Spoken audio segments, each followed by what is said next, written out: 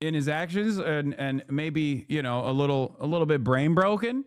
Okay. But like I'm not like, it's right there. It's right there. Am I crazy? Like, what are we doing? Just watch the clip. Is the assumption nowadays that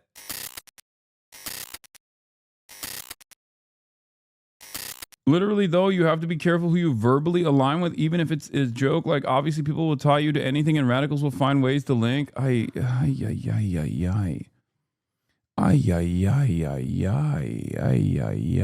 dude, what are you gonna do? Listen? If it happens, it happens. If the government wants to fucking arrest me, they're gonna arrest me, big dog. Okay? I know. I've been doing this for a while. I've been doing this for quite a while, chatter. Okay? We got Low-Key talking about Kneecap, who's coming after Kneecap. We'll obviously talk about that as well. I've been talking to them as well. What is this? It's not hate, just a statement. Mod, I don't hate anyone nor have sinister intent, but I will call out shit and will not be sorry about it. Literally, though. What is this? What does this take? Asmon's trying his hardest to link you is actually crazy. Bro, shut up. It's fine. There needs to be some repercussions for people who lie patently about you. They're getting too comfortable. I don't think you guys understand. I'm a fucking public figure, okay? There is not a lot of penalties for lying about a public figure. You are oblivious to how defamation works, okay? You are oblivious to how defamation works in the United States of America, especially.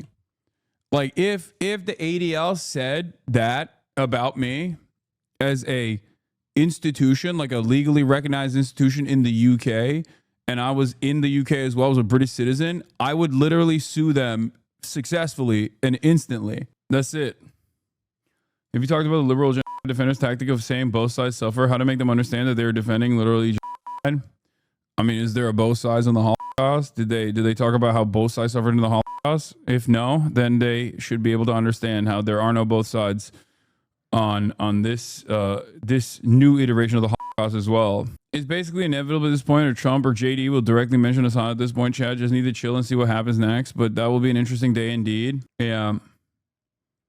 I don't know why all of my 30,000 producers in the chat are just like losing their minds about what I should be doing. It's like, I know. I'm not oblivious to everything that's going on. Trust me.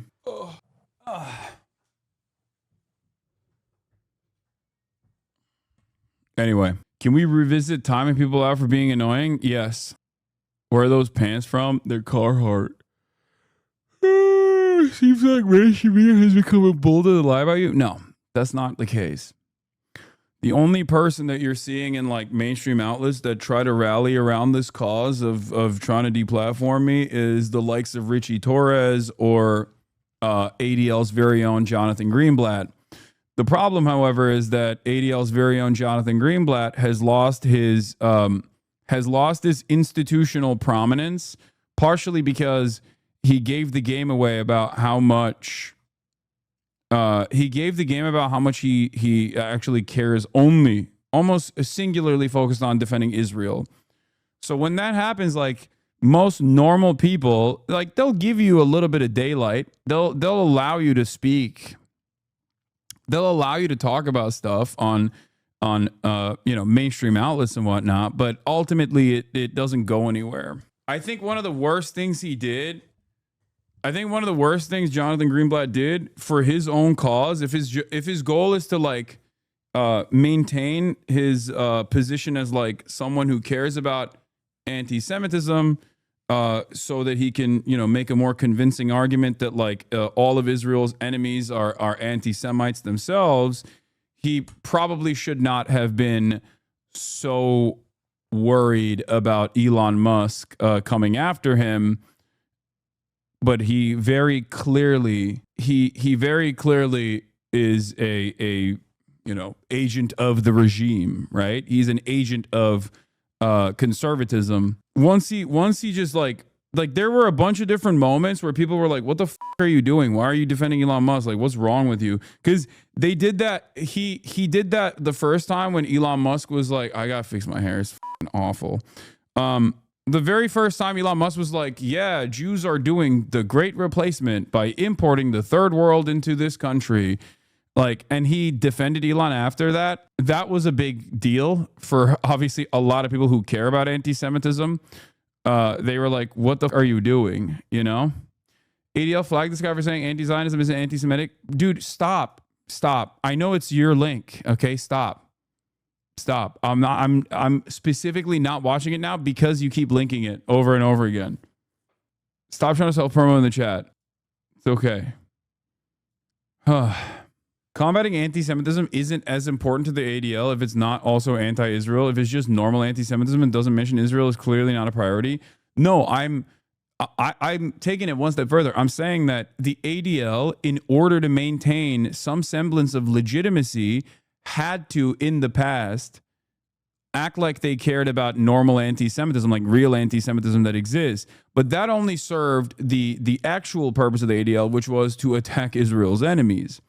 But they have lost that institutional positioning because they gave the game away post October 7 when they just like completely stopped covering like actual anti-Semitism and hyper focused on talking about how, like, you know, Jews who wear keffiyehs on college campuses are actually the biggest threat to America and also the biggest threat as far as like anti-Semitism goes.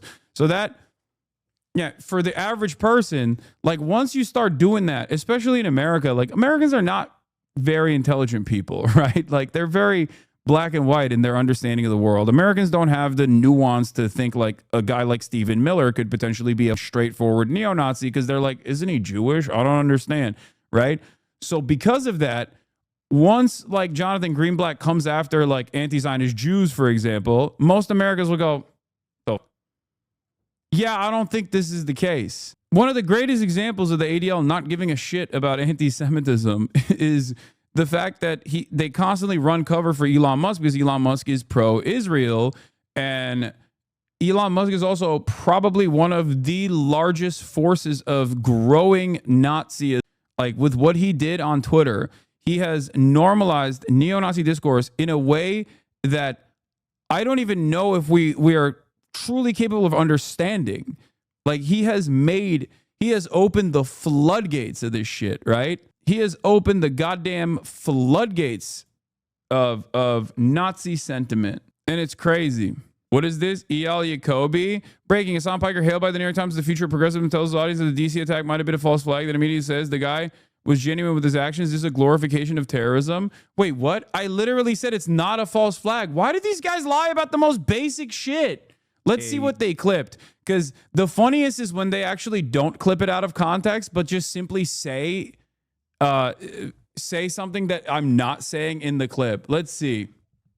But like I'm not Mr. False Flag at all, but like every single thing that he did in the aftermath of the shooting is so fucking crazy that it's like you could not have fucking designed a incident like this. You could not have designed a better false flag incident like this. I'm not saying it is a false flag incident at all. I'm not saying that. I think this is just a one dude who is genuine in his actions and maybe, you know, a little bit brain broken. Okay. But like I'm not Mr. False Flag at all, but like every single breaking Hasan Piker hailed by the New York Times in the future. Dude, you can't do that. You can't do that. You have to clip it out of context, dumbass. You can't literally clip it in context. What the fuck are you doing?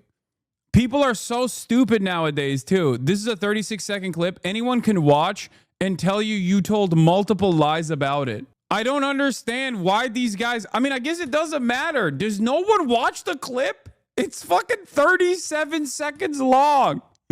It doesn't make any sense. It doesn't make any sense. Like every single thing he claims I said in this fucking clip is just the exact opposite. They have incredibly selective hearing. No, but it's not even selective hearing. It's like, what use is there for language? Like this is going against the concept of language itself, the concept of communication itself. And it doesn't make any sense. I'm about to clip the last 30 seconds to claim you believe in aliens is forever over for you, HasanAbi. But I don't get it. I don't get it because it's like, I don't know. I don't understand it. A fascinating phenomena, people clipping things and simply claiming the opposite. This is 37 seconds long. Every single, I said the exact opposite. Phenomena is plural. Yeah. It does not that's not wrong. Yeah. I'm saying like phenomena, not phenomenon. I guess I can say phenomenon. Fascinating phenomenon nowadays is people clipping things and simply claiming the opposite of what I'm saying. This is 37 seconds long. I said the exact opposite of what you claim I'm.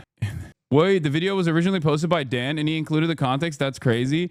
No, that's what I mean. It's like, it doesn't matter. It's something that has happened. It's something that has happened in this broadcast as well, where I will literally be like, I will talk about how, let's talk about something innocuous, something that's silly, right? Just to use an argument here. For the sake of an argument, I could be talking about how I love chocolate chip cookies and dunking chocolate chip cookies in whole milk.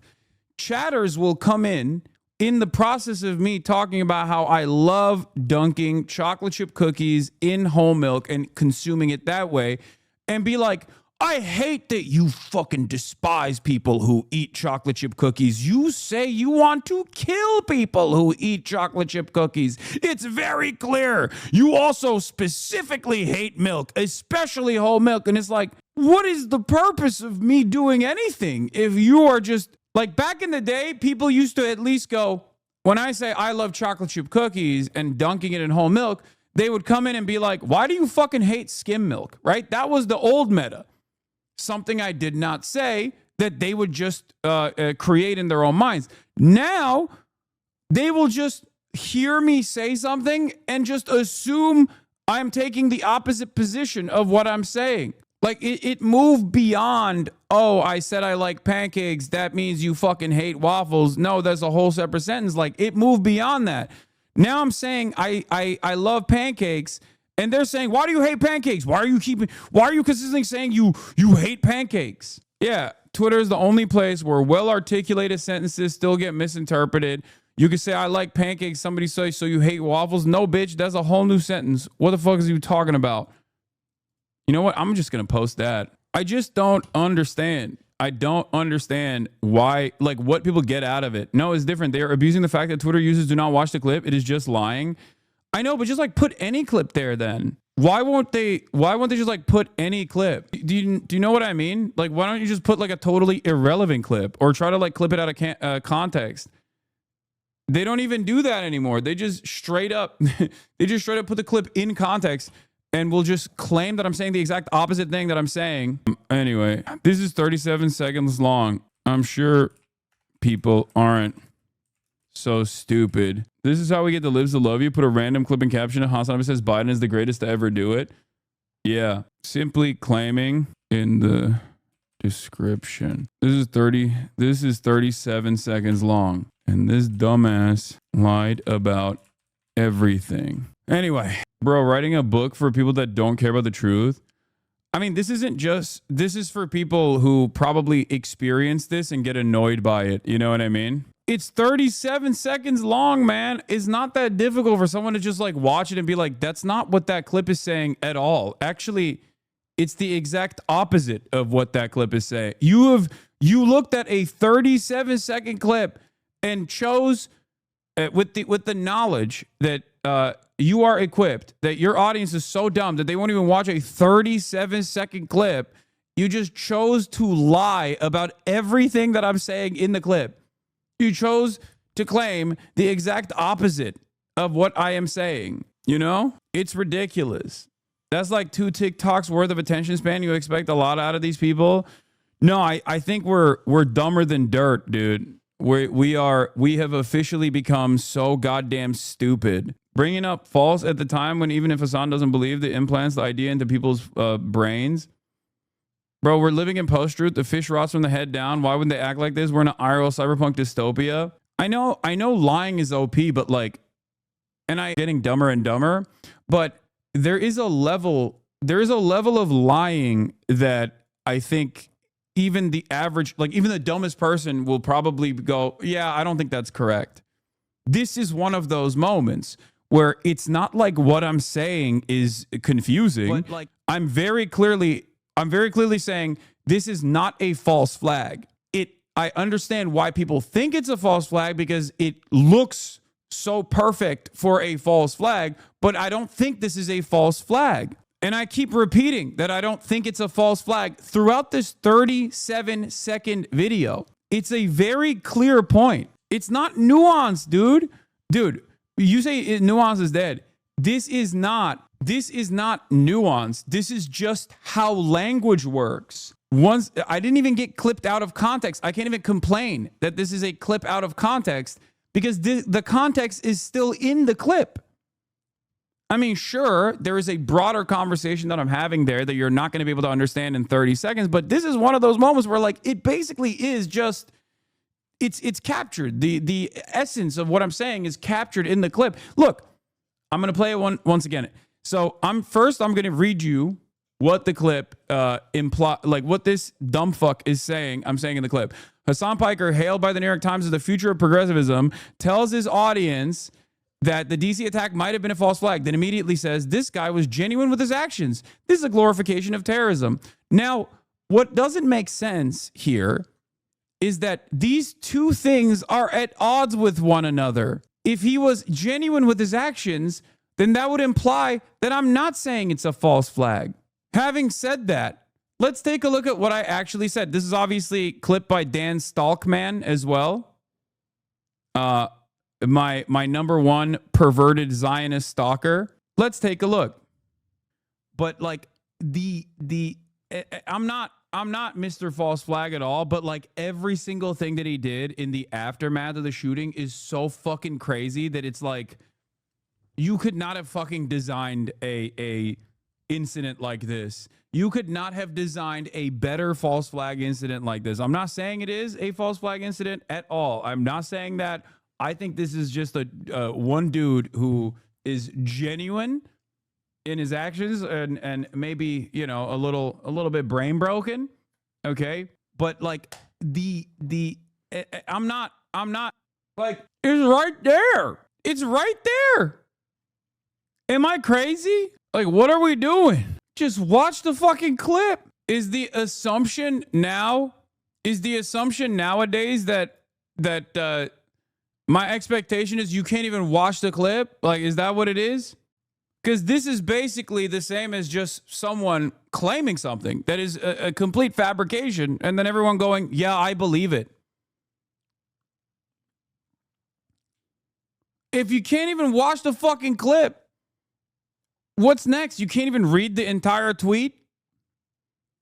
Like, how much further can we go?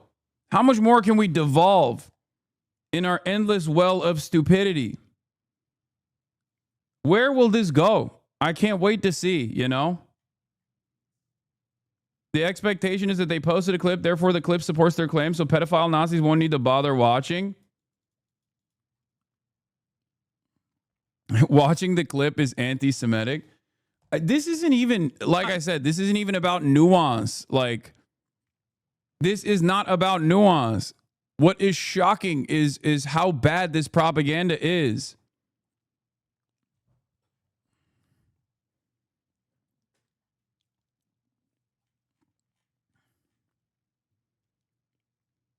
They're going to be like, we would lie brazenly exactly like that, so why should we believe you?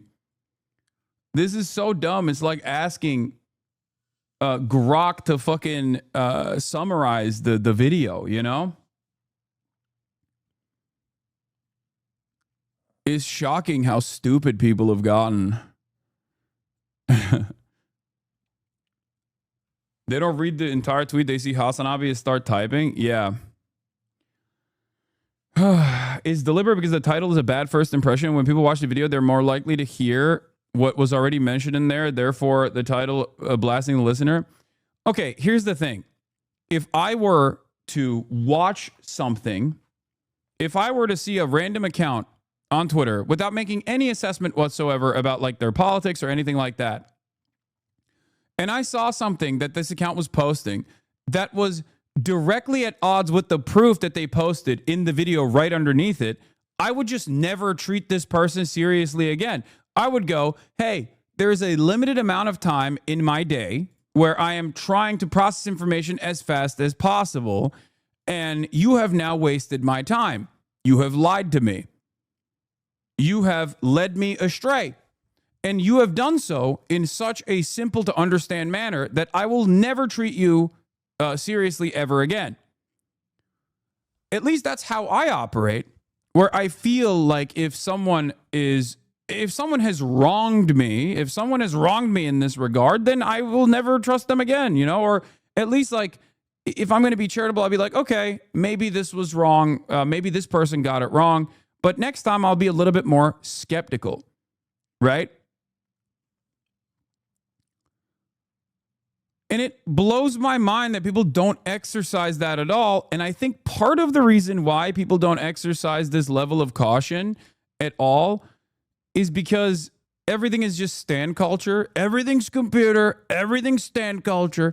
And what I mean by that is there are teams. Politics is boring and annoying, and neither party actually represents people's interests. There's no need for advancing a legislative agenda or anything like that. So it's just like my team is better than your team, right? And online, it even goes beyond that. Like the boomers go, I'm team Democrat, I'm team Republican. The Zoomers go, I'm team this content creator and whatever he believes versus that content creator and whatever he believes. This content creator doesn't like that other content creator. So I have decided that that content creator is bad and everything that he believes is bad and wrong. It's just stand culture all the way down. But in that process, I think a lot of people get duped. Something that I've talked about quite frequently was with like sex pestiny, right? Not only is he an immoral person, perhaps possibly engaging in criminal acts, right? But also he's wrong all the time.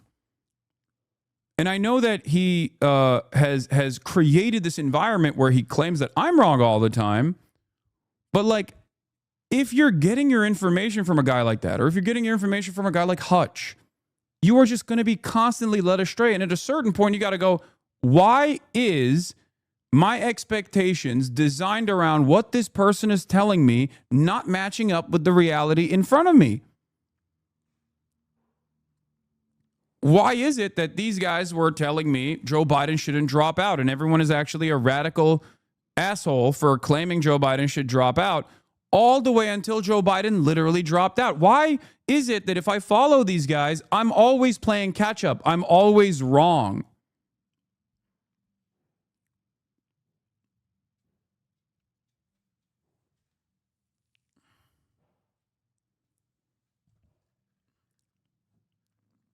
Why is it that there are no penalties for consistently getting things wrong from the audiences that are demanding more and more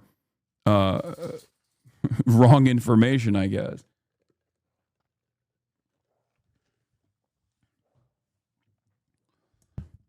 Like if someone were to claim to be a political commentator and they got something so spectacularly wrong, I would at least try to dig deep and analyze how they got it wrong, right?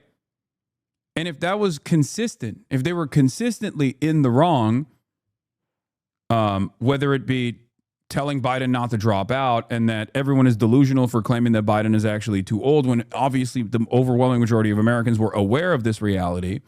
And then on top of that, they were like, Kamala Harris is running the best campaign possible. She shouldn't say anything about Israel, Palestine. And that also that also was a spectacular failure. At a certain point, you have to recognize, like, maybe this guy isn't giving me the best possible opinion. Maybe this guy is leading me astray. Do you want to be wrong all the time? I guess maybe. Maybe people would rather feel a sense of community and a shared wrongness than to be right. I guess that's what it is. What is this? How did stan culture manifest into politics from Mothership 4 years ago? Oh my God, this is incredible. I don't know who believes this stupid shit like this. I truly believe people are just too stupid to understand they're being duped. Yeah, I guess. I still have confidence. Like you in Ukraine, you acknowledge and examine where you were wrong. Yeah. And not only was that's the reason why I brought that up. Like people always bring up the Ukraine take, right? Like Russia will never invade Ukraine. First of all, I was very transparent with where, what I was analyzing. I was very transparent of like what I was looking at, right? And how I arrived at this prediction, which was wrong. And I apologized, immediately admitted I was wrong, and moved on. And of course, this was like, 4 years ago at this point, which is crazy. But the analysis there was still sound, right? The only part of the analysis there was sound. The part of the problem was the assumption, the principle that I have that I refuse to entertain the notion of any party involved in any conflict whatsoever, especially someone who is in charge of a state. I just don't go, they're radical, they're insane, they're illogical, right? I think just simply saying, well, this person is crazy and they behave like this, I don't think that that's appropriate when you're doing political commentary. And that was my biggest mistake with Vladimir Putin, was that there were obviously additional motivators for him. I still think he was behaving in a rational manner, even though his actions are obviously wrong, bloodthirsty, and ultimately illogical. Like there is still, in his own mind, there are still competing interests there that I think, like someone's calculation can be wrong, but there's still a calculation. And I think I did not factor in competing motivations there for him to like actually do this unjustifiable thing. It's so telling that they have a point to February 2022 take of yours to show how you messed up when the guy's wrong all the time. Exactly. But when this is another thing that I've mentioned though, because like if you're wrong in the direction of the State Department, no one ever actually punishes you. As a matter of fact, they literally promote you. There is no punishments for being so severely and spectacularly wrong. That's not incorrect though. If someone was being charitable, do you not think they'd accept that? What do you mean? Yeah. It was also weird because people were making it seem like I invaded Ukraine. You know what I mean? There's this like weird stan culture tendency of trying to greatly overemphasize the impact that a content creator has, the content creator that you love or a content creator that you hate. Both parties do this. And that's precisely the reason why you're experiencing or you're watching this unfold right now, where people are trying to actively tie back this guy that shot the Israeli diplomats back to me aggressively, even though there is no like connection.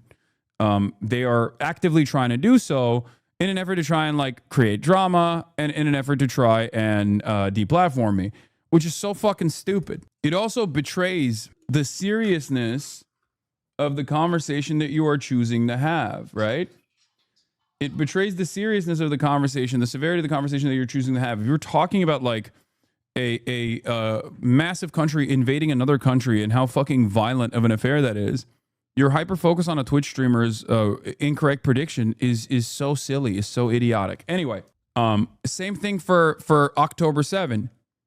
Same thing for October 7. These communities basically worked tirelessly around the clock in the immediate aftermath of October 7 to try and find ways to make this about me, to make to their ultimate, like their highest order of priority was to deplatform me.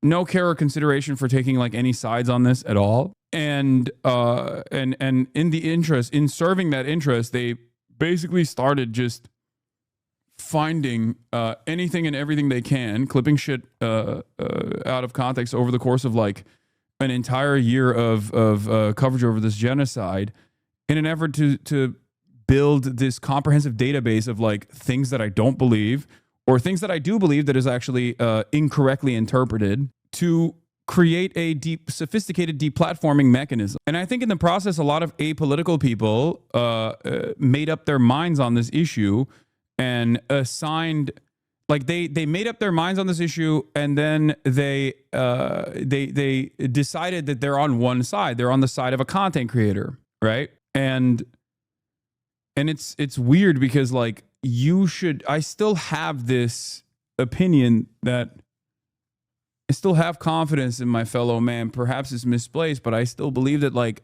people are capable of making up their own minds on issues like this, rather than letting their favorite content creators hold their hands and developing a parasocial relationship and having that be their substitute for understanding the world. It's really sad that I don't think that that is going to take place. Having said that, however, if there's one issue where there are organizations that are just as schizophrenic as like the online slop tuber ecosystem that is willing to dox, that's willing to clip things out of context, that actually has, unlike the online slop tuber ecosystem that's just simply doing Gamergate style harassment campaigns, that actually does have institutional prominence. It is the pro-Israel advocacy organizations that masquerade as Jewish advocacy organizations or masquerade as organizations combating anti-Semitism.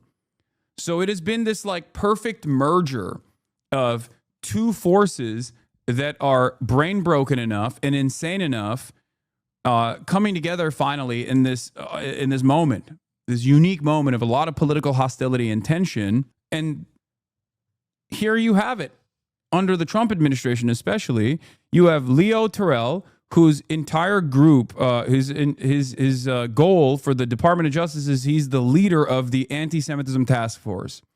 Here he is following the lead of stopantisemitism.org. Sure, ignore what? There is no ignoring this stuff. My point is, you can't ignore it. Meet Guy Christensen, a TikTok influencer with millions of followers who has built his platform by glorifying terrorism, spreading anti-Semitic propaganda, and most recently celebrating the murder of Jews. Here's what he had to say about the brutal sayings of Sarah Milgram and Yaron Lejinsky. Refuses to condemn the murder of these two Israeli embassy staffers. Claims it's wrong to label the killings as anti-Semitic terrorism, despite the shooter's manifesto. Smears Sarah Milgram and Yaron Lejinsky as war criminals. Defends Elias Rodriguez as a resistance fighter. Says he'll meet any pushback with greater resistance and escalation. Praises suicide and self-immolation from individuals like Aaron Bushnell. This is not activism. This is incitement.